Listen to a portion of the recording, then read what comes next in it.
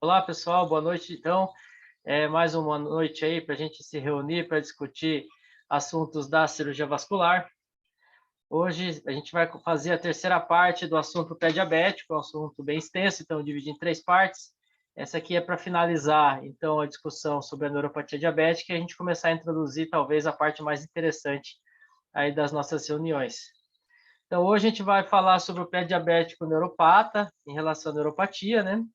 A introdução em oxigenoterapia hiperbárica. Hoje eu vou falar focado no pé diabético, mas nas próximas reuniões a gente vai ter algumas aulas específicas sobre o assunto. Também vamos fazer a introdução em relação à terapia por pressão negativa, o famoso vácuo. Então, mas hoje é relacionado ainda ao pé diabético, também é uma introdução. E também para finalizar, as próteses e as órteses nos pés diabéticos, né? Os pacientes que acabam evoluindo com amputação, e a gente entender, às vezes, que 1 centímetro ou 2 centímetros a mais de uma amputação aí pode mudar totalmente a vida do paciente. Então, começamos aí pelo pé diabético neuropata, né? Só essa fotinho aí, esse pé nesses alfinetes aí já dá um certo desespero, mas o diabético, ele infelizmente acaba às vezes pisando sem querer e acaba tendo complicação por causa da sua neuropatia.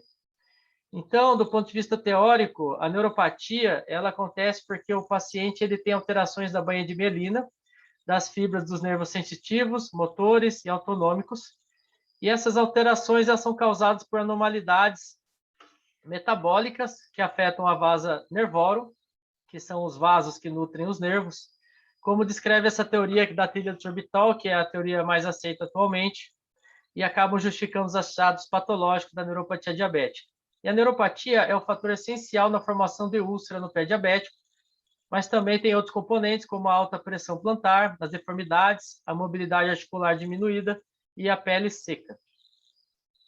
Então, a neuropatia a gente divide essencialmente aí em sensitiva e motora. Na parte sensitiva, os pacientes desenvolvem perda de sensibilidade nas extremidades, de forma que pequenos traumas abertos ou fechados podem passar despercebidos. Na neuropatia motora, a atrofia da musculatura crural anterior e ou dos músculos intrínsecos, levando a deformidades no pé, como pé caído, equino, dedos em garra e proeminência plantar da cabeça dos metatarsos. Essas deformidades podem acarretar restrição articular e podem acabar aumentando a pressão plantar no antepé e em locais não fisiológicos, e aí isso acaba gerando as úlceras, né, que o paciente não pode ter, mas acaba tendo. Então, nas manifestações sensitivas, elas começam por amortecimento e formigamento nos pés. Alguns pacientes queixam de agulhadas, ferroadas, choques, alfinetadas, eles olham para o pé, sente como se algo estivesse andando no pé, e eles olham e não tem nada lá. Então, isso é o começo da neuropatia. E elas vão evoluindo de forma variável até podendo chegar até a insensibilidade ou até a anestesia da extremidade.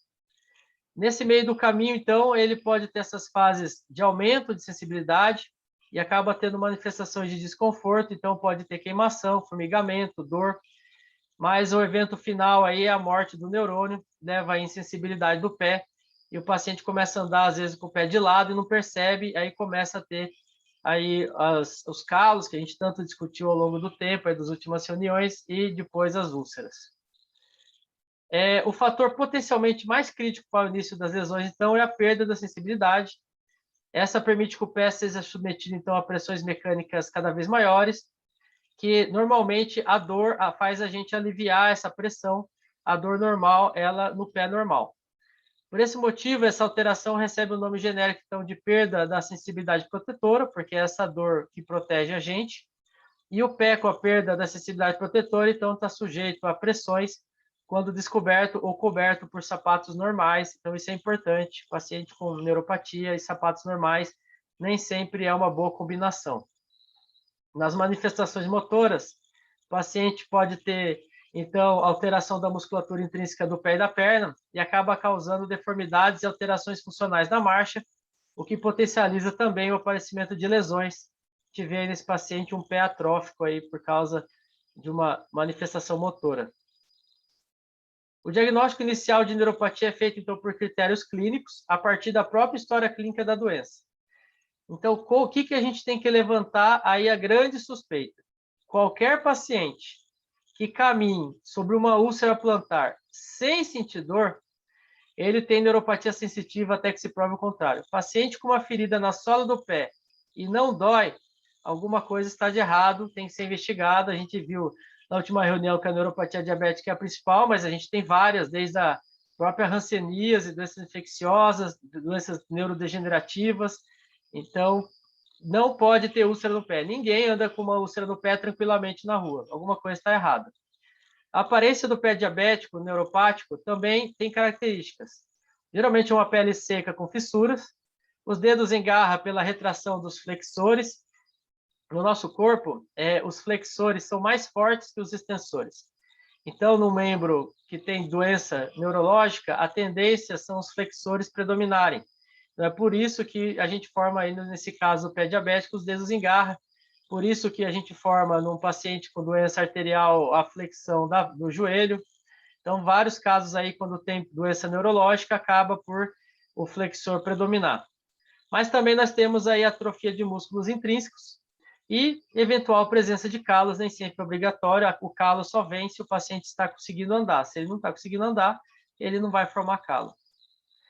Então, aí um teste rápido e interessante, o paciente aí tem suspeita que ele tem um pé diabético, então a gente tem esse Neuroped, é um teste que vende na farmácia, é um adesivo que a gente cola na sola do pé e deixa aí por 10 minutos. Se ele mudar para rosa, beleza, a gente está tranquilo. Agora, se ele não mudar de cor, se ele continuar azul, aí é levantar aí a suspeita de um pé diabético. É que ele mede a produção natural de suor. O suor é um sintoma, é uma manifestação neurológica. O sistema do nosso corpo simpático, ele produz o suor. Então, quando a gente tem o pé diabético, acaba machucando os nervos simpáticos e o pé para de suar. Então, acaba virando um pé quente, vermelho e seco. Então, esse teste aí é bem interessante aí no rastreamento, mas infelizmente ele é bem caro. A última vez que eu vi aí estava cerca de R$ 150 o teste, então acaba nem sempre sendo tão viável. Nas alterações autonômicas, então, igual eu falei, a autossimpatectomia causada pelo diabetes. Então, o diabetes machuca os nervos simpáticos e acabam, então, tirando esse suor protetor que a gente tem no pé. Acaba levando uma disfunção termorregulatória microvascular e a abertura de chuntos arteriovenosos. Tudo isso prejudica a perfusão tecidual e a resposta microvascular às lesões, além da consequente pele seca, com descamações e fissuras, o que cria porta de entrada para infecções. Então, a gente tem aí um pé bem sensível à infecção, bem sujeito a uma infecção grave. E quando ele evolui para uma infecção grave, a gente tem que a hiperglicemia prejudica a função da defesa do corpo. Então, os leucócitos no combate às bactérias. Então, isso acaba levando ao comprometimento da resposta imunológica. Isso permite um aumento na velocidade e extensão da evolução do processo infeccioso do paciente diabético. Quando associado ainda à isquemia, que leva à restrição de antibiótico na área infectada e à neuropatia periférica, pode acarretar infecções graves, sistêmicas, por vezes com danos teciduais irreversíveis e até mesmo com risco à vida. É o paciente que fala que foi dormir e o dedo estava vermelho, ele acordou, o vermelho já estava no joelho, né? E quando ele chegou no hospital, o vermelho estava na coxa e acabou evoluindo para uma amputação. Então, é por causa aí que o aumento da glicose, ela é imunossupressora e dificulta a defesa do corpo no combate à infecção. E junto com isso aí eu coloquei essa pedra para mostrar a alteração da mobilidade. Quem já examinou aí um pé neuropático sabe o tanto que ele é duro para movimentar. A glicose, então, atua em cima do colágeno durante a evolução do diabetes e acaba levando aí um enrijecimento de estruturas das cápsulas e dos ligamentos, principalmente em articulações do tornozelo, subtalar e primeira metatarso falangiana, então do dedão mesmo, do hálux, que causa um aumento na pressão plantar. Associado, então, a essa restrição da articulação, a gente soma as alterações do tecido conjuntivo, com aumento da espessura da face plantar, com limitação à dorsiflexão do hálux, com diminuição da espessura da gordura plantar, o coxim fica menor, então fica mais fácil aí dos ossos exercerem pressão sobre a pele, endurecimento da pele e propensão à formação de calos. Então, tudo aí favorecendo os calos, que vai acabar levando para a evolução para as úlceras. Então, aí nessa parte da neuropatia, a conduta sempre é uma equipe multidisciplinar. A avaliação desses pacientes compreende a anamnese e exame físico detalhado, com a avaliação dos pés, de maneira estática e dinâmica, de pé, deitado, andando. A gente tem que observar deformidades, pele, os fâneros, os pelos, os calos e palpar os pulsos. A gente tem que enfatizar a educação do paciente e dos familiares quanto ao controle dos fatores de risco, como o controle glicêmico, administração de insulina, dieta, inspeção diária dos pés e pododátilos, uso de calçados adequados e necessidade de tratamento imediato caso haja desenvolvimento de lesões. Cirurgias profiláticas a gente deve pensar só quando a gente não consegue acomodar o pé do paciente num calçado terapêutico. Então, a deformidade é tão intensa que a gente não consegue arranjar um jeito do paciente pisar, ou ainda falha no tratamento clínico da úlcera, a gente indica, então, a cirurgia de reconstrução do pé. Aí o ortopedista de pé é mais habilitado, ele acaba aí dando uma ajuda muito grande aí no tratamento desse paciente. Tudo bem, então, finalizada essa parte, a gente aí vai começar agora a parte mais interessante, talvez, do nosso curso, que é em relação às novas tecnologias no tratamento do paciente vascular, né? Então, hoje vai ser uma introduções, nós teremos temas bem aprofundados, aulas bem aprofundadas de cada tema, e depois nós vamos ter assuntos bem interessantes, desde o laser, microenxertia, enxertos, várias terapias bem interessantes, aí, terapia pressão negativa. Eu acho que a partir de agora aí foi feito um embasamento bem interessante aí para a gente poder voar, imaginar aí o futuro aí no tratamento dos nossos pacientes. Então, hoje, estão começando aí a introdução em oxigênio terapia hiperbárica em relação ao paciente com o pé diabético complicado. A hiperbárica, ela encontra-se cercada de incertezas devido à literatura de suporte, ser constituída de artigos com evidência científica apenas moderada e ausência de grandes trials randomizados. Então, infelizmente, aí como é muito propagado em relação a quase tudo hoje em dia, nós não temos comprovação científica 1A em relação à oxigenoterapia hiperbárica. Então, a gente ainda não tem algo muito forte embasando, mas existe indicação mesmo assim, a gente vai ver daqui a pouquinho. Então, os efeitos da oxigenoterapia hiperbárica no nosso corpo, a gente tem que ter ideia que as alterações respiratórias, né, por fato de inalar oxigênio a 100%, elas não são suficientes para explicar as respostas fisiológicas do oxigênio hiperbárico. Se, de um lado, a gente tem os radicais livres, que podem ser produzidos por esse oxigênio, com conhecido potencial de desencadear estresse oxidativo e acelerar o processo de morte celular, do outro, a gente tem os efeitos benéficos, como sinalização para as células do sistema imunológico, produção de fatores de crescimento celular, hormônios e mediação das citocinas inflamatórias. Então, é uma gangorra aí que fica pesando, então por isso que ainda não há uma indicação precisa, exata aí para a oxigenoterapia hiperbárica.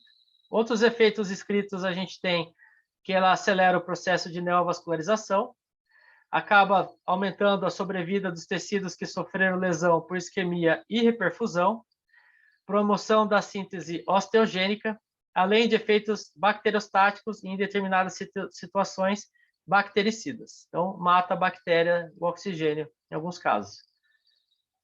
A cicatrização, temos que lembrar que ela demanda uma série de processos ordenados e relacionados entre si, que, de forma geral, seguem um fluxo relativamente constante.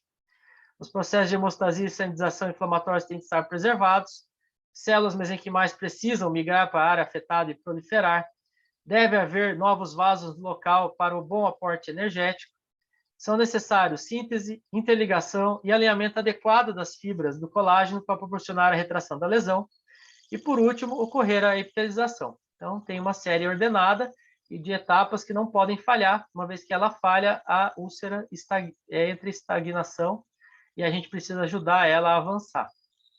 Então, para relembrar, eu falei várias vezes isso aqui realmente é algo que tem que estar enraizado aí como competência de quem usa fazer tratamento de feridas, que são as fases, as subdivisões do processo de cicatrização natural.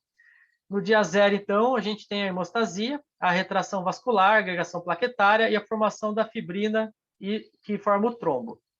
Entre o dia 0 e o dia 3, então, é a fase inflamatória, que a gente tem o exudato, infiltração de células de defesa, os neutrófilos, conversão de monócitos em macrófagos, formação de proteoglicanos pela matriz celular. Entre o terceiro dia e o sexto dia, é a fase proliferativa, que formam-se novos vasos. Prolifera-se, então, e se infiltram por fibroblastos, aí começa a formação, então, de colágeno. E do terceiro dia aí até o 15º dia, a gente tem a remodelação com maturação vascular, esses fibroblastos viram fibrócitos, a estabilização entre a degradação e a formação do colágeno, aí começa a formar a cicatriz. Então, isso aqui tem que estar bem enraizado aí no tratamento. Aí, o que acontece? A isquemia e a presença de infecção, elas se figuram entre os fatores mais relevantes que influenciam de forma negativa o processo de cicatrização. Por quê? Porque a infecção, ela acentua e prolonga a fase inflamatória, ela aumenta o consumo de oxigênio e dessa forma diminui a oferta aos novos tecidos que estão surgindo, além de reduzir o fluxo vascular de forma secundária ao edema, que se forma, retardando o início das fases subsequentes. Então, o inchaço, ele nem sempre é favorável. Geralmente, é o contrário, ele é desfavorável aí no processo da cicatrização. Em conjunto, a baixa perfusão tecidual, ela resulta, então, na ausência de oxigênio, que é um fator preponderante e indispensável ao processo de reconstituição celular, e sua ausência torna a oferta de energia inadequada, visto que o metabolismo anaeróbio não supre a grande quantidade de energia necessária ao trabalho de cicatrização. A gente sabe disso, vem dos pés isquêmicos que estão compensados e machuca e descompensa, falta oxigênio e acaba não cicatrizando. A migração e a proliferação dos fibroblastos são muito sensíveis na vigência de hipóxia, diminui, então, na fase proliferativa, assim como a produção de colágeno. Então, a presença de oxigênio também se demonstrou fundamental para a produção de radicais livres por parte dos neutrófilos, com a finalidade de eliminar bactérias. Então, toda úlcera tem que ser avaliada em relação à isquemia e infecção, caso ela fique em estagnação, caso ela não evolua. Então, pensando agora em indicação, né? Chegamos no ponto de indicar. Tem que saber que, desde 2017, aí, no anexo 1 da Resolução Normativa número 428, da parte da Agência Nacional de Saúde, tem previsão de cobertura obrigatória por parte da saúde complementar. Segundo a diretriz da Sociedade Brasileira de Medicina Hiperbárica, que publicou em 2019, as indicações de emprego da oxigenoterapia hiperbárica no pé diabético complicado compreende os pacientes submetidos a debridamento ou amputação menor, independente do tempo, apresentando evolução desfavorável ou infecções necrotizantes com alto risco de amputação. Então, traduzindo isso daí, é o paciente que você está fazendo sua conduta padrão e ele não está evoluindo ou está evoluindo de forma desfavorável e você acredita que ele pode evoluir para uma amputação. Então, é uma balança. Você pensa, de um lado tem a oxigenoterapia hiperbárica e do outro lado tem a amputação. Então, você acaba escolhendo o caminho da oxigenoterapia hiperbárica. Como que a gente faz essa sessão? Os parâmetros indicados incluem sessões diárias de pelo menos 90 minutos até a cicatrização das lesões. A pressão aí é de 2,4 atmosferas, é uma pressão aí como se a gente tivesse embaixo aí de 14 metros de água no mar, com inalação de O2 a 100%. Associa-se antibiótico de largo espectro, rigoroso controle da glicemia e resolução de uma eventual insuficiência arterial, caso esteja presente. Claro que, assim, não é inócuo, não é porque está dando oxigênio que o paciente vai ser tranquilo, tem riscos de hipoglicemia em diabéticos, alterações visuais, claustrofobia. Imagina ficar aí 1h30 deitado dentro dessa estação aí, monoplace, sozinho. Não é fácil. O paciente tem que estar bem motivado aí para aguentar, por isso tem essa televisãozinha aí, né? Às vezes vê um jogo de futebol, porque não é fácil ficar 1h30 embaixo de 14 metros de água do mar, sob uma pressão aí que pode dar até barotrauma nos ouvidos, intoxicação por O2 e convulsões. Existem contraindicações, né? Não é assim aberto para todo mundo. Existem 3 que são as principais, que tem que estar bem fixo. Grávida não pode. Paciente com pneumotórax não tratado não pode, com risco de fazer pneumotórax hipertensivo. E tem alguns fármacos dessa listinha, esses 5 fármacos aí que não pode fazer oxigenoterapia hiperbárica. Existem as relativas, que dizem respeito mais, paciente não pode estar com febre, paciente não pode ter operado o ouvido, algumas doenças do sangue, edema agudo de pulmão, alguma doença descompensada. Então, tem que tomar cuidado aí da parte pulmonar, principalmente, que o paciente não pode, idealmente, não deve fazer aí esse tratamento. Em relação ao pé diabético complicado, que é o paciente da nossa reunião de hoje, a gente tem 3 principais, que é a ausência de suporte avançado de vida em casos graves, por exemplo, faz a câmara monoplace e aí não tem o carrinho de parada, aí é complicado. Amputação maior acima do nível da lesão primária, então o paciente aí amputou alguma coisa mais alta, foi submetido à amputação, tinha uma lesão no pé e fez uma cirurgia na perna, aí não precisa fazer. Ou ausência de melhora após 10 sessões consecutivas. Então, essa aqui eu acho, por estar em negrito, porque é fundamental. A gente sempre tem aí ouvido falar de pacientes aí que fizeram 40 sessões de oxigenoterapia hiperbárica. Não dá, né? Fez 10, não teve melhora, acabou, não faça mais, não tem indicação. Então, essas são as 3 principais em relação ao pé diabético. Então, considerações finais hoje relacionadas ao pé diabético o tratamento deve ser o mais precoce possível, com emprego de técnicas consagradas, realizado sistematicamente por equipes, de preferência multidisciplinar sempre, o que parece ser a melhor abordagem para diminuir a taxa de amputações maiores. Nos casos em que essas medidas consagradas não apresentarem a melhora esperada e desejada, então aí tem lugar a terapia hiperbárica, que ela pode ser uma alternativa interessante, sendo essa a indicação apoiada por literatura de moderada qualidade. Tudo bem. Então, seguindo aí a nossa reunião, agora vamos falar de terapia de pressão negativa no tratamento das úlceras diabéticas não isquêmicas dos membros inferiores. Então, esse termo, que terapia por pressão negativa, o pessoal aí gosta de falar de vácuo, né, de maquininha, de cachorrinho, tem tanto nome que o pessoal chama maquininha aí da terapia por pressão negativa. Ele é um termo genérico e tem sido utilizado para todos os curativos de sistema fechado que apresentem unidades, bombas, né, de aspiração conectadas a essas esponjas de poliuretano. O sistema aplica pressão subatmosférica controlada de até 125 milímetros de mercúrio na superfície negativa. Então, é negativo, da superfície da ferida, perdão, é negativa a pressão, né? É subatmosférico. Então, indicações principais, a principal indicação então, dessa terapia no pé diabético são as úlceras não isquêmicas de grandes áreas debilidadas ou resultantes de amputações transmetatarsianas abertas. Os pacientes podem eventualmente apresentar DLP e ter sofrido revascularização do membro com sucesso. Então, o paciente podia ter doença arterial, fez uma angioplastia, então ele pode usar a terapia pressão negativa. É fundamental que essas lesões estejam adequadamente debilidadas e a infecção controlada, guiada por uma cultura tecidual, uma vez que elas permanecerão ocluídas por 2 a 3 dias ou até 7 dias, que a gente já viu vários casos assim, entre as trocas do curativo, para a posterior programação de fechamento cirúrgico ou enxertia de pele. Então, como que age a terapia de pressão negativa? Ela aspira toda a área da lesão, ela realiza a limpeza contínua ou intermitente da mesma, ela absorve o excesso de exudato, ela diminui o espaço morto, estimula a granulação tecidual, minimiza o tempo de cicatrização e pode ainda preparar o leito da ferida para enxertia de pele, melhorando a integração do enxerto. O mecanismo de ação dela, então, ela faz um equilíbrio da umidade, a gente lembra lá no sigla TIME, que a umidade é muito importante. Ela reduz o edema e o espaço morto, então a gente viu agora há pouco que o edema nem sempre é favorável para uma boa cicatrização. Ela ajuda a migração fibroblástica e formação de matriz extracelular. A gente viu também agora há pouco, nas etapas da cicatrização, que é importante a migração fibroblástica. Ela causa contração da ferida, então quanto menor a área para cicatrizar, mais rápido a ferida pode cicatrizar. Ela reduz a carga bacteriana dos leucócitos, então a gente viu agora há pouco também que a infecção ela é um importante fator aí na limitação da cicatrização.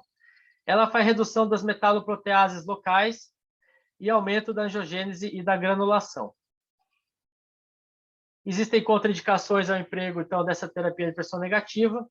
a presença de tecido necrótico digitalizado. Então, não adianta você colocar a pressão negativa em cima de um local que tenha tecido morto, né? Coágulos, o músculo morto, tendões mortos, digitalizados. A gente tem que tirar tudo isso aí, fazer uma limpeza boa, uma água sob pressão, para tirar todo esse tecido necrótico, digitalizado. E o excesso de fibrina, né? A fibrina, ela não quer dizer, assim, algo muito ruim, mas se limitando a 20% da área total, não tem problema. Passou disso, aí pode interferir no bom resultado da terapia de pressão negativa. Você não vai colocar, então, o vácuo em cima de vasos, nervos e anastomoses vasculares. E muito menos em membros isquêmicos. O índice tornozelo-braço mínimo aí é 0,7. Menor que isso, você não põe. E você não põe em cima de queimaduras agudas e pés, membros, braços, pernas, lesões que estejam com infecção não controlada. Então, se a infecção estiver ativa, você não sabe o germe, a infecção está piorando, o paciente não está evoluindo bem, a terapia de pressão negativa não está correta, ela não está resolvendo nada. Então, não adianta ficar fazendo trocas aí, tem que tratar a infecção, descobrir o germe, aí você começa a usar, então, o vácuo. Então, na comparação das coberturas habituais com a terapia de pressão negativa nos pacientes com pé diabético, nós vimos que lesões cirúrgicas debridadas e amputações menores associadas a essa terapia, elas cicatrizam mais rápido, né? Então, justifica o uso dela. Os estudos demonstraram, então, redução da frequência das trocas dos curativos, menor número de debridamentos, redução da duração da internação, aí paciente reduz, assim como diminuição dos dias de cuidados ambulatoriais e domiciliares pós-operatórios. Então, todas essas vantagens acabaram por fazer que este ano a Agência Nacional de Saúde acabou por colocar no rol aí das terapias cobertas aí pela plano de saúde complementar a terapia de pressão negativa no pé diabético. Então, a gente pode usar aí com uma boa indicação. Então, nas considerações finais, é importante adjuvante para o salvamento do membro, mas seu bom resultado não é um fator isolado. Então, não adianta falar assim, vou pôr o vácuo e está tudo certo. Não. Temos que ter a equipe multidisciplinar, temos que tratar a infecção, temos que remover o biofilme, temos que dar equilíbrio nutricional, o paciente tem que comer bem, né? Porque ele vai ter um débito naquela ferida, vai sair proteína, vai sair líquido. O paciente tem que controlar a glicemia e tem que estar com níveis adequados de hemoglobina. A anemia é muito desfavorável para uma cicatrização. O curso final da cicatrização das úlceras diabéticas com a terapia de pressão negativa foi menor quando comparado ao curso sem a terapia. Isso daí é fundamental. A farmacoeconomia dessa tecnologia justifica o seu emprego. Muito bem, pessoal. Vou finalizar essa primeira parte, aí vou abrir um novo Zoom para a gente seguir aí na segunda parte.